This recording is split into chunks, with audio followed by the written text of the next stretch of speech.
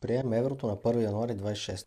Няма и 20 години закъснение. Протестират срещу това. Я да видиме. Искаме референдум. Ще ни вземат спестяванията. Ще ни ограбят. Заплата ще станат двойно по-ниски. С тия глупости. Моля, що ще вярвате на тия неща, бе? Вие адекватни ли сте? 2007 влизаме в Европейски съюз. Щяха ни забраняват да вариме ракия. Забраниха ли? Не. Чичото се дави всека вечер от домашна парцуца. Не го казали му нещо. Не. Норвежците щеха ни вземат децата. Взеха ли ни? Не. Его твое. На 32 години още укъщи не мога да го изгониш. После щеха ни избият с ваксините, защото ние сме най-великият народ. Всички искат да ни унищожат, всички ни мразят. Избиха ли с ваксините? Не. Първи ли сме по смъртност от COVID? Да. Последни ли сме по имунизация? Да. След това ще влизаме в Шенген. Ще ни напълнят с мигранти. Влезнахме в Шенген 2 години. Пътуваме си как си искаме. Напълнили ли с мигранти? Не. Сега обаче като приемем еврото, ще ни вземат спестяванията. Ще ни прецакат. Ще ни могат заплатят двойно. Ще ни прецакат. Ще ни увеличат цените. Ще ни извъртат някаква далавера. Ма стига, бе. Успокойте се. Стига толкова. Край. Дишайте дълбоко. Пребройте до 10 при да кажете нещо. Моля ви се. Референдум за еврото. Изпуснахте момента. Човека, който положи основите на това, което се случва сега с приемането на еврото, се казва Жан Виденов. Той каквото направи за тази кауза, никой не може да го настигне.